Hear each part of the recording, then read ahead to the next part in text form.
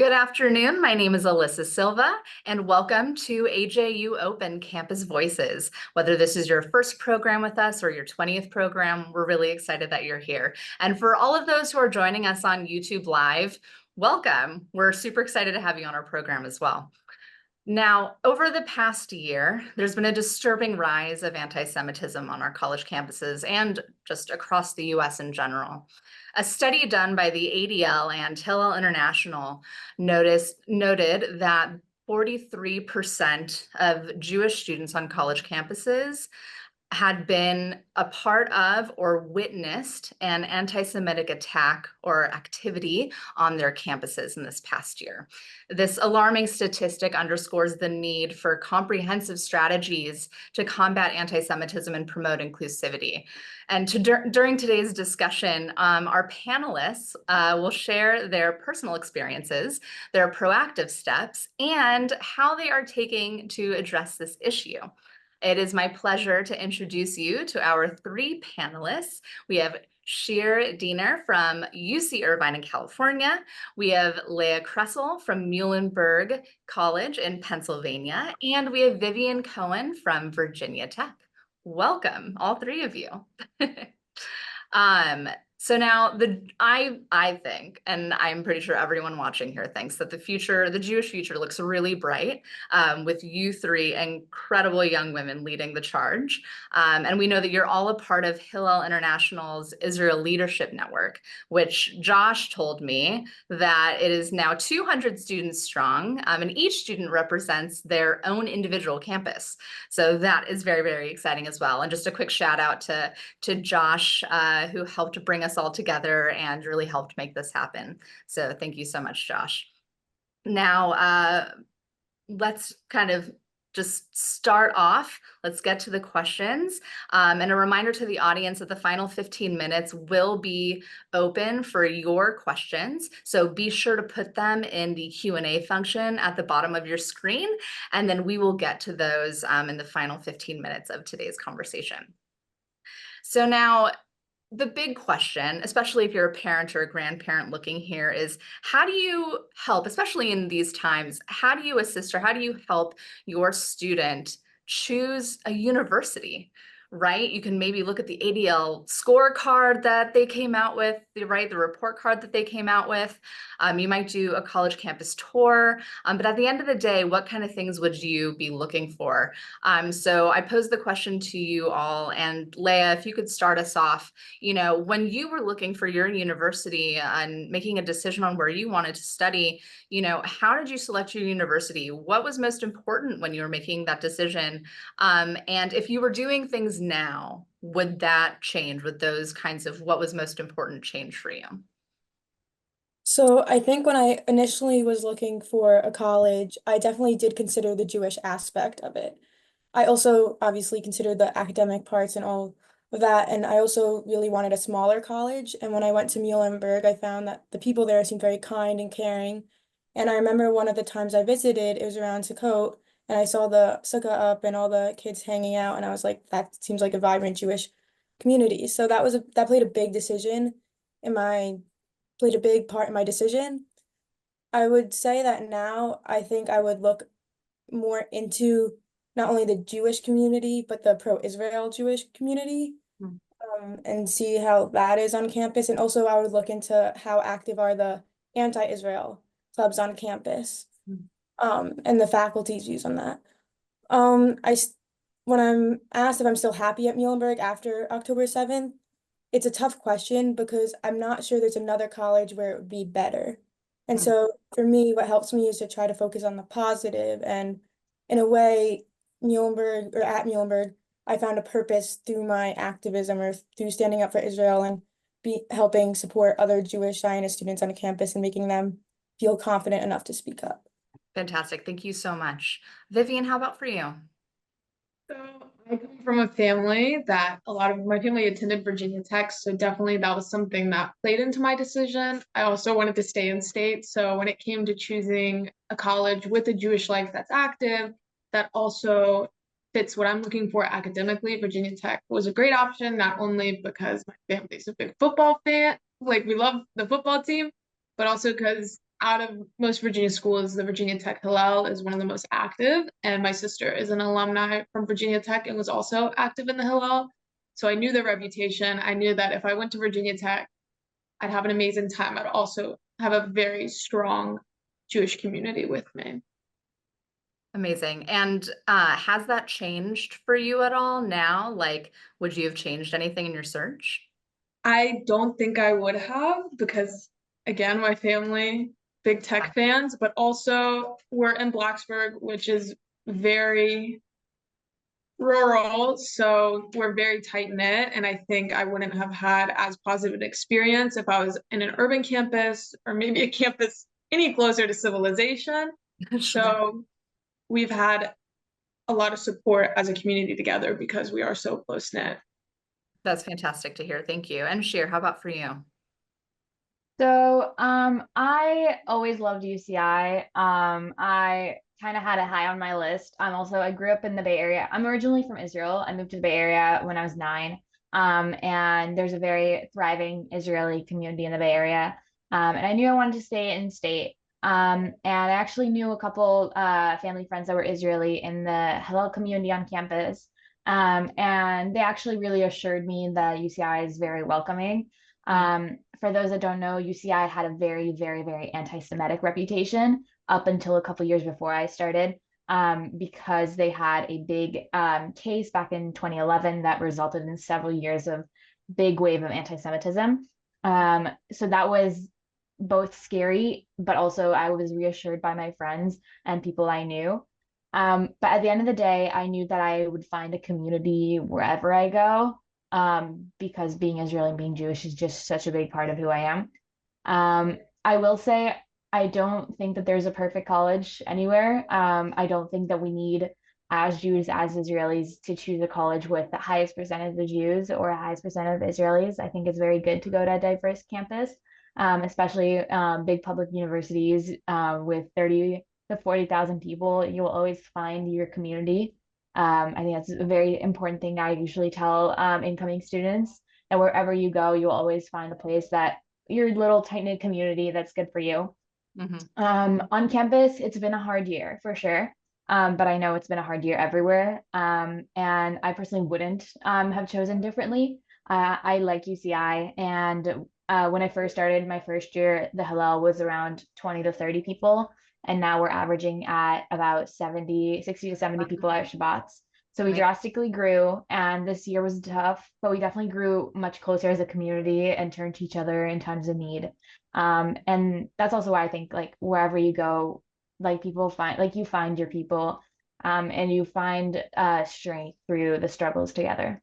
Absolutely. And kind of piggybacking off of what you just said, have you all found something similar with, all of the trials and tribulations and the anti-Semitism on campus? Have you actually found that the Jewish community has grown stronger and like is more cohesive now? Anyone can I answer. mean, I can continue. Sure, yeah. For us specifically, our Hillel has always been our most prominent. We don't have like a pro-Israel group on campus. We have a regional Michelanu, which is like the IAC Israeli group, and we have a Chabad on campus. But our Hillel has always been like our prominent community. Nice. And in general, all of our communities are very connected. And we had encampments on campus. And during that time, we don't have a house for our Hillel. So we have like a designated Starbucks on campus that basically, if you walk through that Starbucks at any time of day, you'll probably see a Hillel person, Awesome. which is great because that means that you always have a place and a person to turn to if you need anything.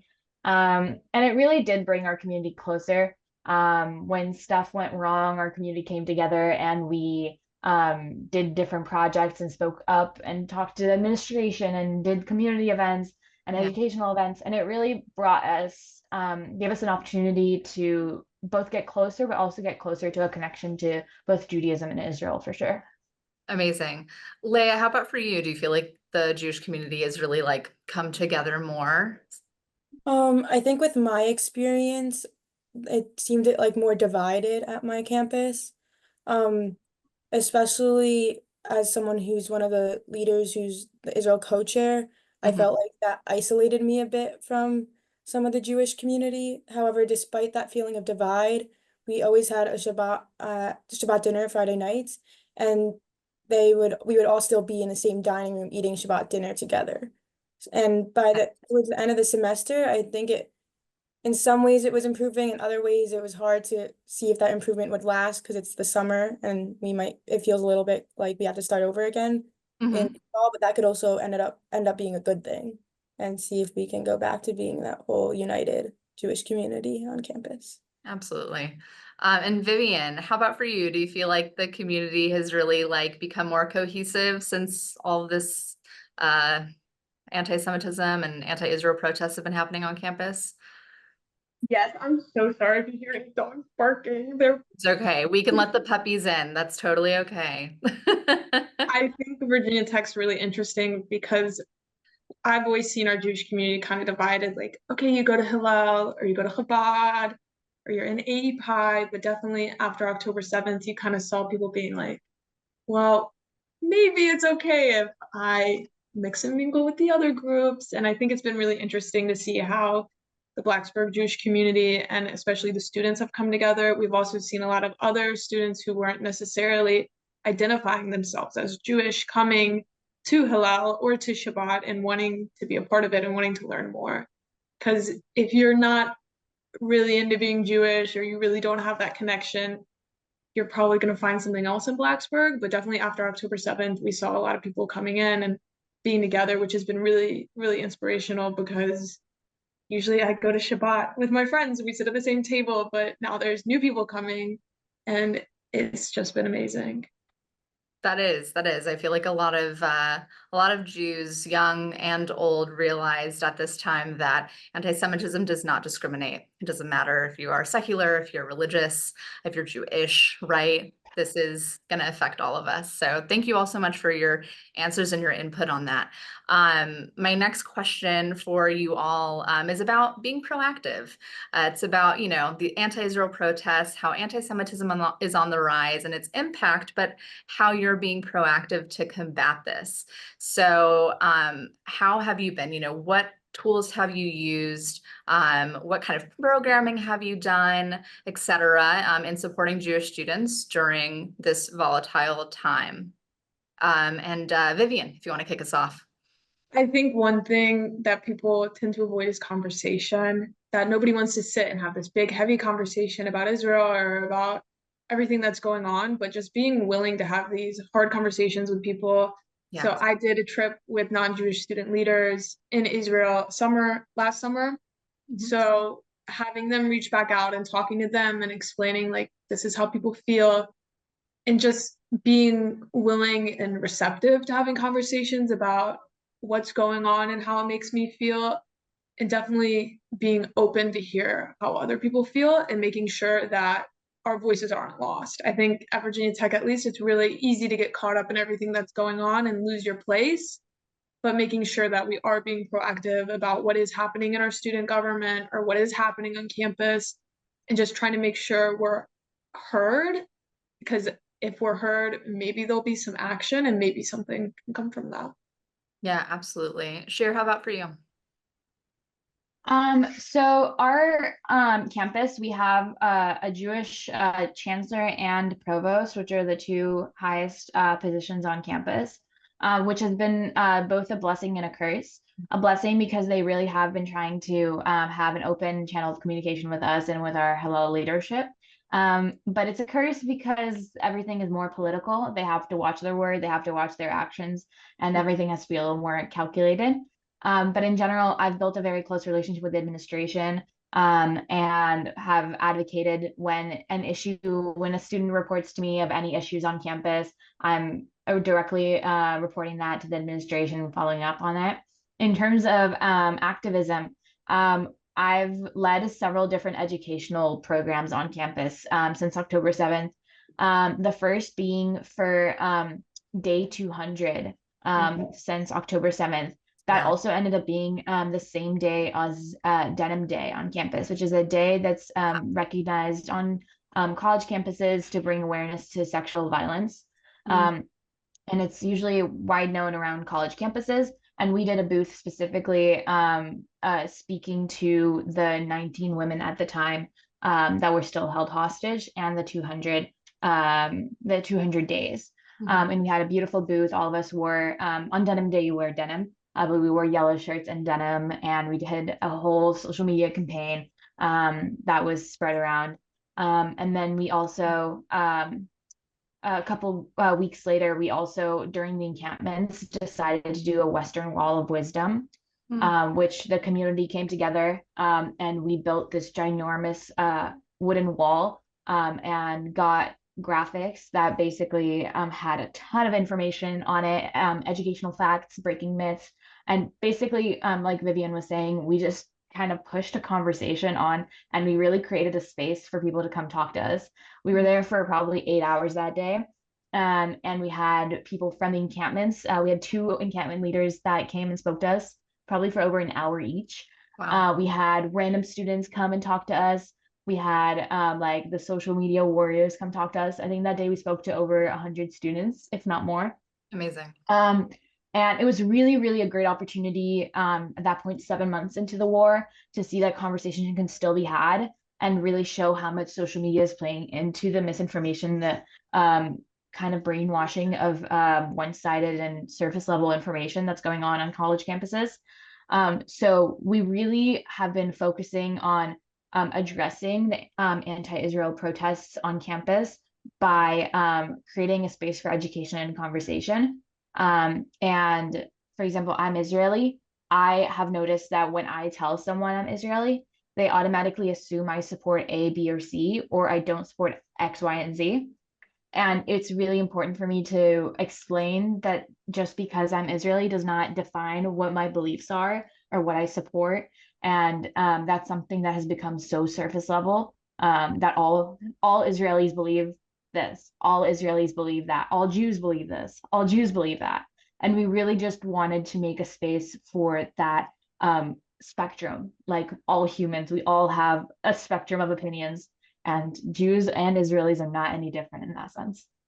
Yeah, absolutely. Thank you so much.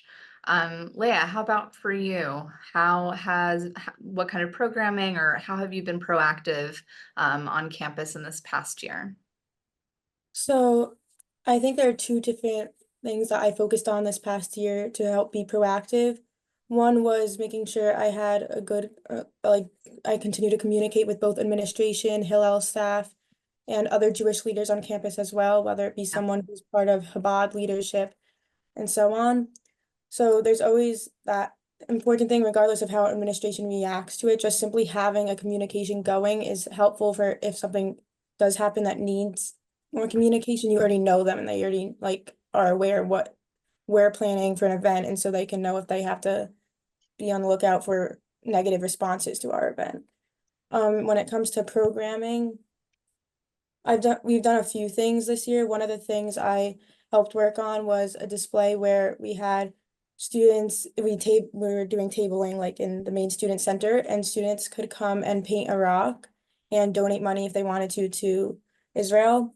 And then we used the rocks, we taped balloons to them, and we had each rock had a name of someone held hostage, and we lined it up like on the main campus row. Our college isn't big, so like this place we lined it up at, like almost every student walks on it each day. Wow. So that was one thing we did to spread awareness. Another thing we did to help educate our peers and try to spread the truth about Israel on campus is we brought in Amanda Berman from Zioness for a talk. It was unfortunately, while it was originally intended for like anyone who wants to, like Jews as well, there was a protest with over 100 people, including many outside agitators who did a sit-in protest, which prevented a large number of students, specifically in the Jewish community, from being able to attend the event. And so I think there were mixed feelings about whether it was successful. I think it was successful in the sense that the people who were there protesting, in my opinion, were probably the people who most likely needed to hear what Amanda Berman had to say. I think the way that it wasn't as successful is that it was very hard for the Jews to see the reactions to what she had to say, because it's hard for us to understand how she could be talking about such horrific things and for them to even at some points laugh at it.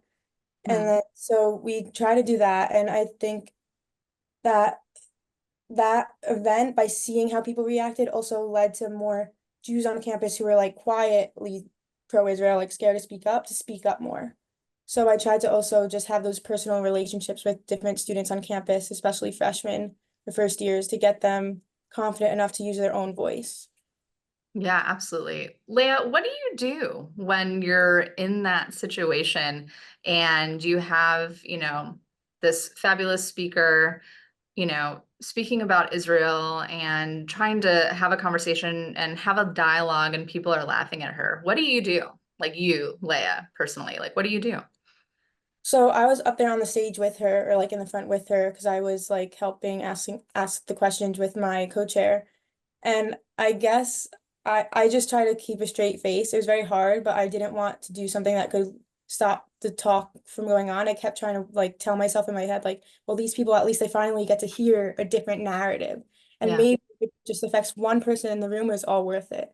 And the dean, for example, was in their room, and some other school administrators were in the room. So I thought maybe now if they can really see how hard it is for how the two different sides, I think in my opinion, I think most people would agree, react differently. One's really just wanting peace and doesn't want this war, but understands why it might be necessary, while the other side, I don't like using the word sides, but while these protesters are not doing anything that's helping reach peace, is like, I think it helped the administration understand the frustration it could be causing to Jewish student leaders who so want to have these conversations and these discussions, but people who disagree with us are not willing to even talk to us because they think that's normalizing things and they don't want to normalize us.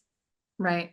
Well, you have a lot more patience than I do, and I commend you for that. Incredible. Thank you so much. Also, you mentioned a word that I just wanted to kind of capitalize on, and that's relationships, right? So we've talked a lot about having conversations, educating folks, right? But what about the building relationships, and specifically with folks like SJP, pro-Palestinian organizations on campus, interfaith groups on campus, minority groups on campus. Have you personally, and we'll start with Sheer, have you personally worked on or been a part of building these relationships? If so, what does that look like? And if not, do you think there's any merit to it? Partnering with minority groups. So partnering with SJP, partnering with like groups that are pro-Palestine, interfaith groups, right? Like looking at all of these different lenses. So I don't think that there is a point to speaking to specific organizations. I think those organizations oftentimes operate with different intents and oftentimes have outside participants. I think in general, it's very important to have a diverse conversations with as many diverse groups as would like to be included in the conversations. We actually were planning on having a big minority Israel minorities panel on campus and had to be canceled due to the encampments getting shut down and school was shut down. But that panel, the point of it was to hear from all the different perspectives. This was specifically targeted on Israel, but we have been open to communicating with other organizations. But sadly, I know that those organizations didn't even want to speak to the administration on campus. Sure. So I don't believe that they would want to speak to us. I am hoping to continue to reach out to those organizations. I do have peers that are some active in the encampments and the anti-Israel protests. And I do believe that there's a very big difference in people that truly do believe that they're advocating for a better future for the Palestinian people and people that are advocating in support of Hamas, a terrorist organization, or people actively saying that Israel does not have a right to exist. And I think that's why I don't like to focus on specific organizations, because even within SJP, you can have people that believe Hamas is a terror organization and people that don't believe Hamas is a terror organization. Yep. And for me, those are two different conversations with two different types of people that can go two different ways. So I'm always open for conversation. I think that's the only way we can move along and can actually get somewhere in this world through some conversations. Um, we might not leave the conversation happy, but I think that's the only way we can move forward. Absolutely. And Leah, how about for you? So, for one thing, I think thing that happened to me that I think about most when talking about forming relationships with other organizations, it ties in a lot with people willing to just talk to us or talk to me specifically. It's hard for me as the Israel co-chair to be the one to facilitate these events when the people who are part of the other organizations don't want to talk to me. Maybe they'll talk to someone else who's part of Hillel leadership who has different stances than I do on Israel. Mhm. When it comes to me, I think that would be difficult. Mhm. And I think there is a really big frustration when it comes on the pro-Israel side, or just in the Jewish community in general, or people who are more moderate on the situation, because we want to have conversations, but people aren't even willing to like acknowledge, or in my experience, people haven't been willing to even go up to me and say hi. So for example, the president at my Hillel, when I was planning with my co-chair a party for Yom Ha'atzmaut, was talking to me, and one of the things he mentioned was all these concerns that were brought up to him by people, and even somewhat suggested that there were concerns about me and my culture as a person and our values because we are pro-Israel. Mhm. And so what really upset me and bothered me there is that these people are forming opinions about me and saying things about me when they don't even want to come and talk to me. And so if they talk to me, maybe they'll learn that we're more similar than different, and or they'll just agree to still respect each other despite our differences. But it's hard to do that when the people can't even go directly to the person to have that communication. Mm. I would say another time where we try, I think they've had a few conversation type things at my school, but Yeah. I haven't personally got to attend one, but I have a close friend who did, a couple close friends. And it seems to them that it was only a few people who weren't pro-Israel went, and it didn't seem that productive. Okay. Like, they didn't end up leaving the event feeling better than they did going into it. Mhm. So I'm definitely hoping for this coming semester to have more of the conversations that's productive and beneficial to both sides, or all opinions. But so far it's been a bit frustrating because it hasn't been super successful. Yeah, no, I hear you. Vivian, did you hear the question or would you like me to repeat Yes, it? Okay, beautiful. I heard it. So I think it all goes back to October 7th. I think a part of me really wanted to see this happening almost be like a moment to drop any political agenda and have conversations as people.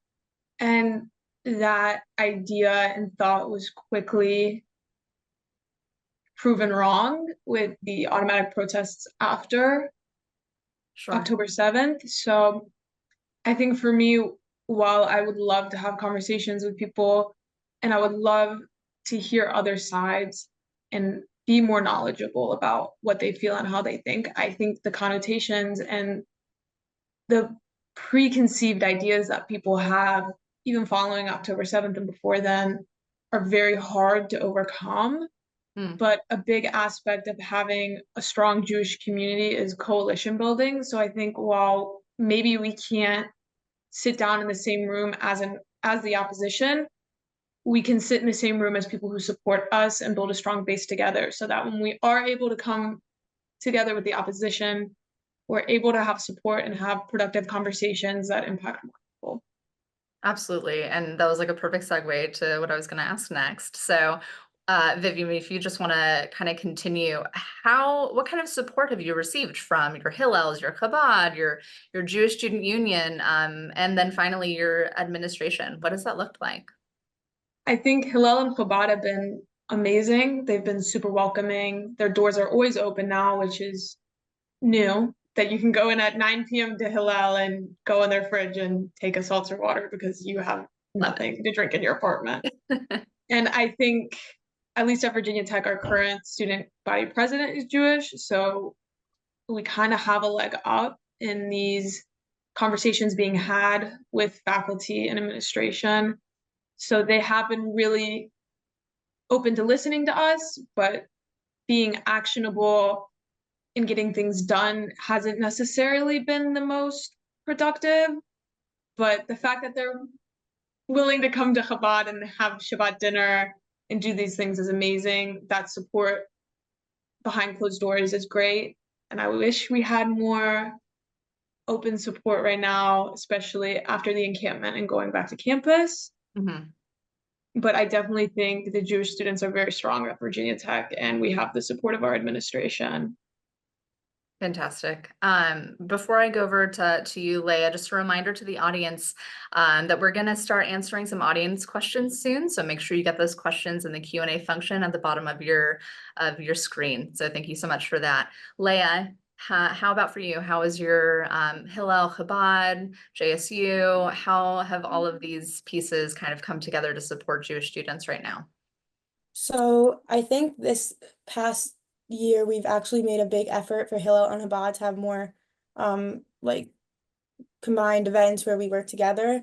And so Nice. that's been very nice to see because I definitely personally have loved having an experience to go to Hillel and Chabad and have both options.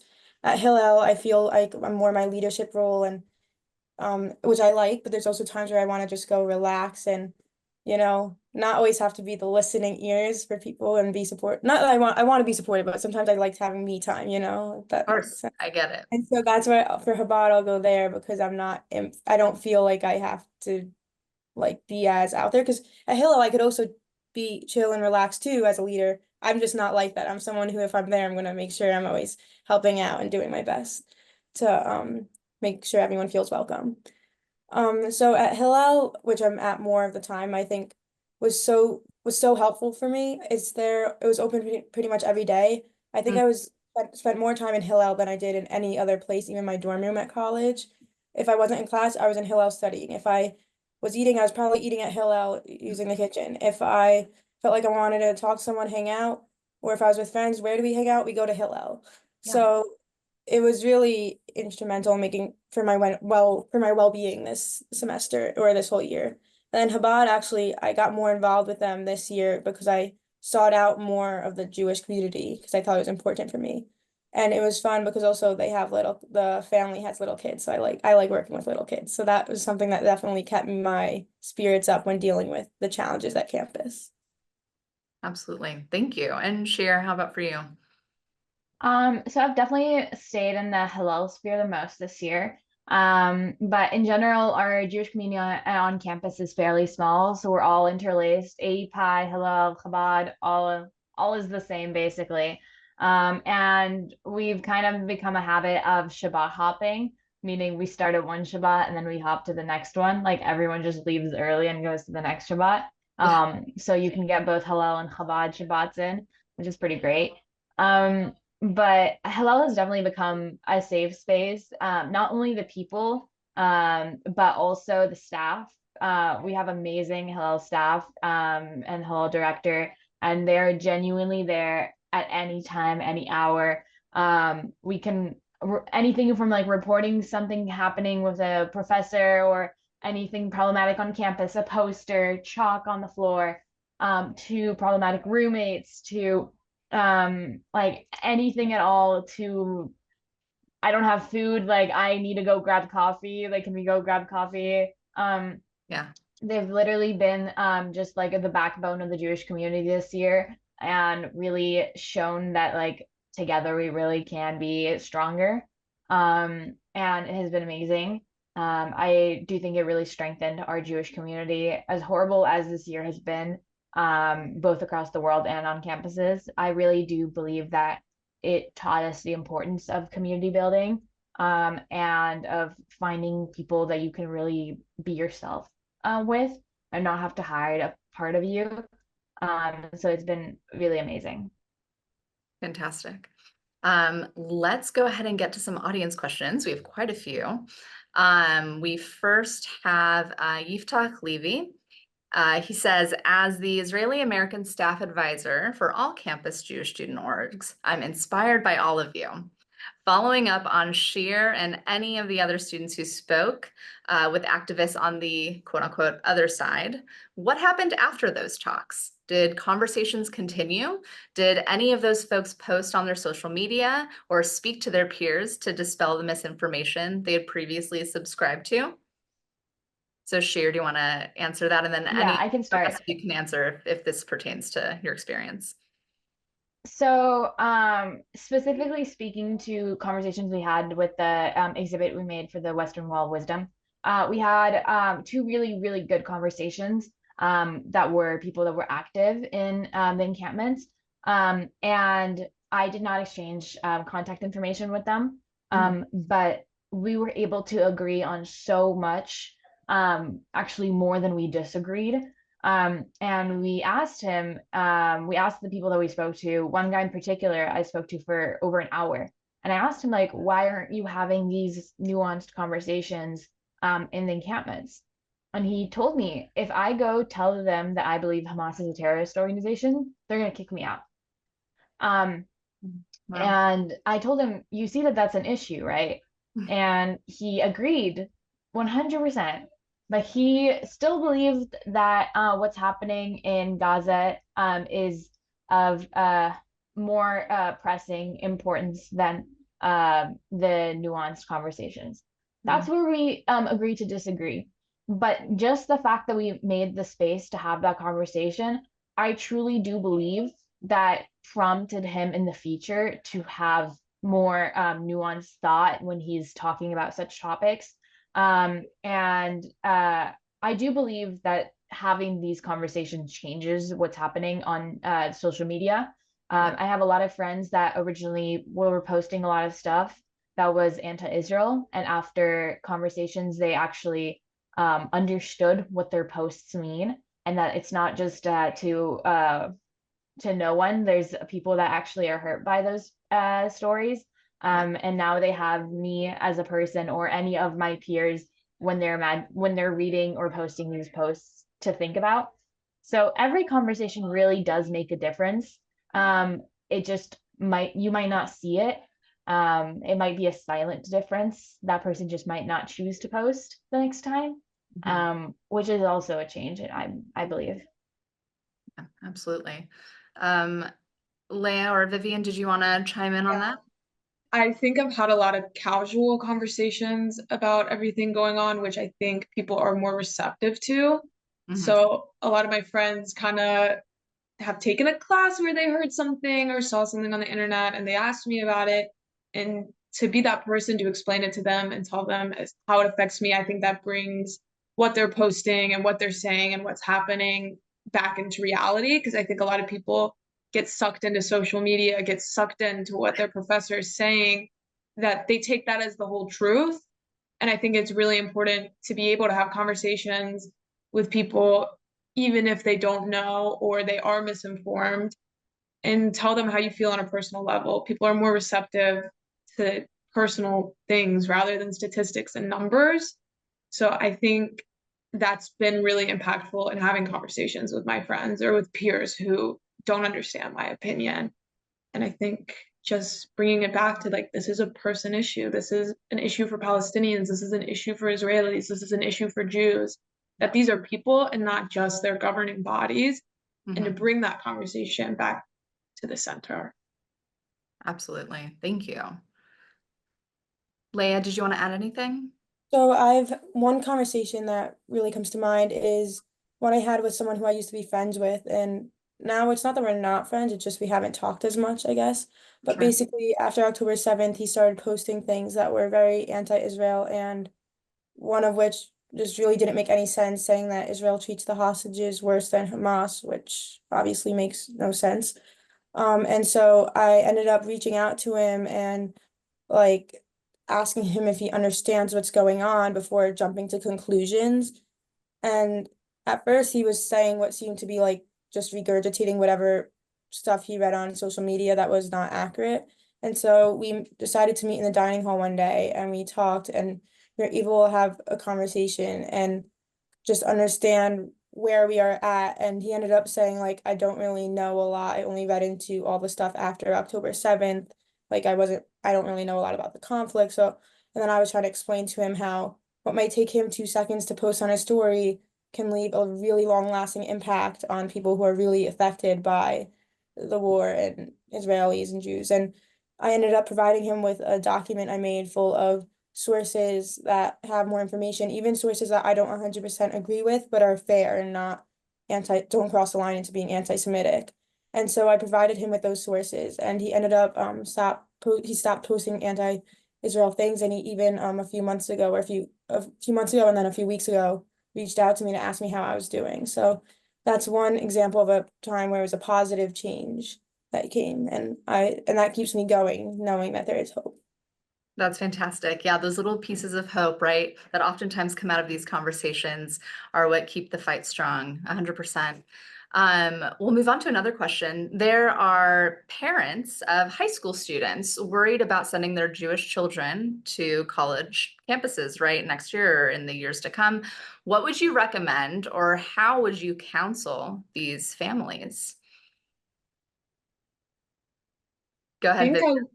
I think a lot of people don't realize how strong they are, and that if you want to use your voice to make a change, you can say whatever you want, but also if that's not your thing, that's okay. You can tell people that's not my thing. I don't know about this, but just being as confident as you can, being proud of your identity, being proud of who you are, that's going to help you tremendously through college, whether it is with an anti-Israel protester or going up and talking to a professor for the first time. Like, anything in college can pretty much be solved with self-confidence and a little bit of grit and determination. So I think that's my advice across the board. Amazing. Grit and determination. I love it. If I can Go add, ahead. Of course, please. I completely agree. I again want to reiterate. I really truly believe that every student, every campus has its flaws, especially in our day and age. I don't think that there is a perfect campus. I really strongly believe that.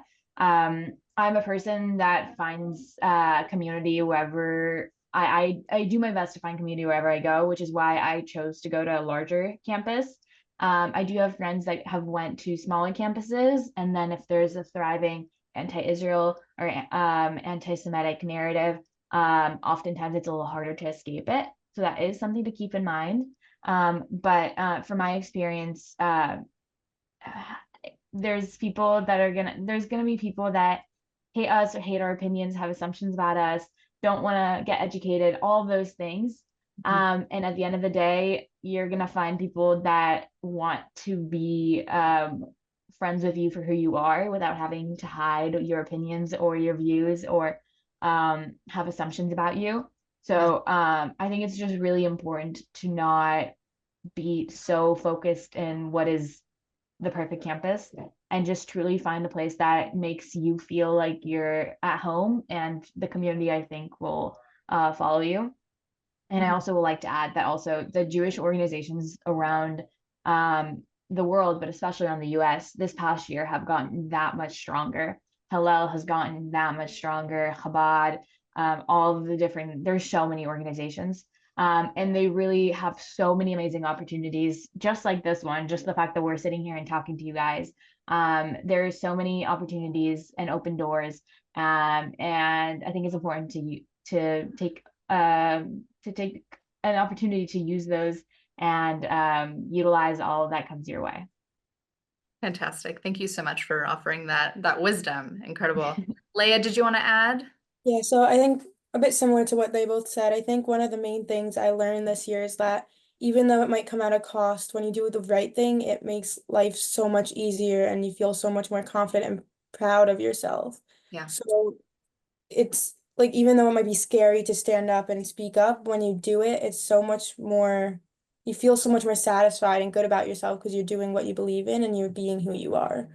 I think another thing I realized is that while I lost many friends from after October 7th, I've also gained so many friends. And it's not about the number of friends, but it's also about the quality of friends. And I've realized that the quality of my friendships I have now are so much stronger than they were before October 7th. I don't think I've ever had friendships as strong and valuable as I do now, because the people who also are sharing similar feelings and are struggling with the anti-Semitic rhetoric on campus, but care so much about Israel, all unite and we all find this thing in common that we can all talk about. And it's really amazing. We really lean on each other, and yeah, so the friendships I gained is something that is definitely like the best thing that came out of this whole year.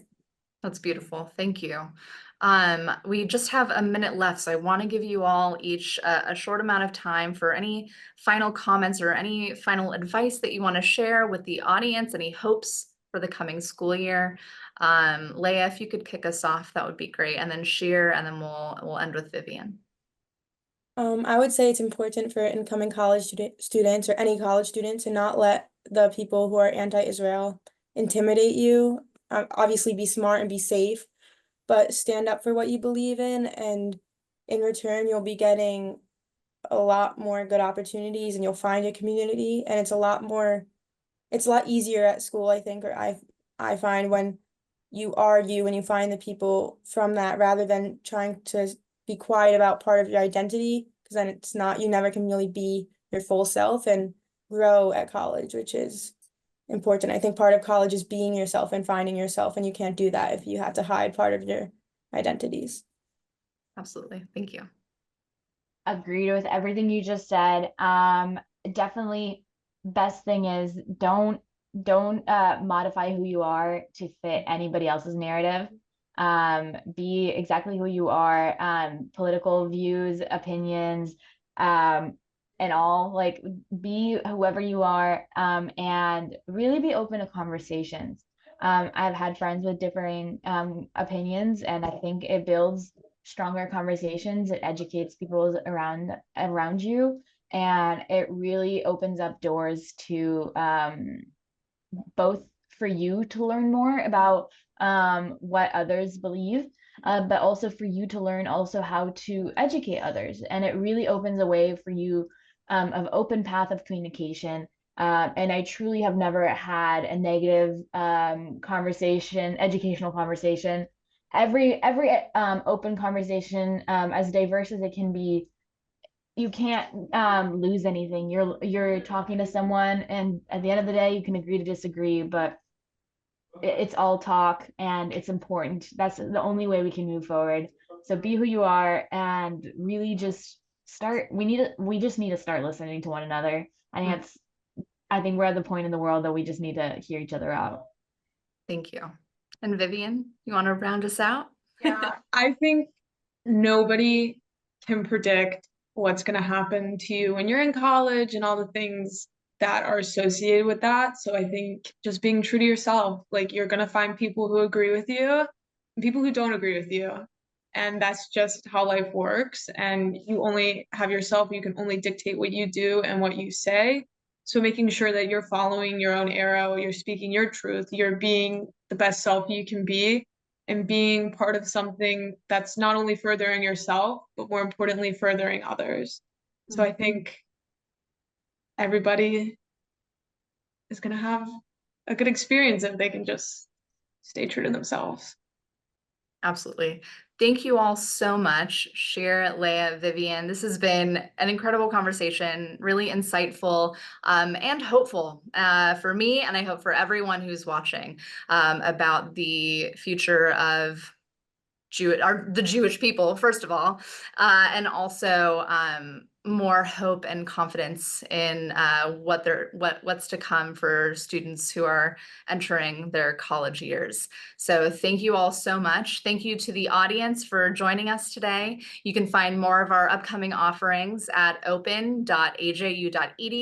So please go check it out and register for some upcoming programs. Once again, Sheer, Leah, Vivian, thank you so much for being here, and have a great rest of your summer, and good luck in the coming school year.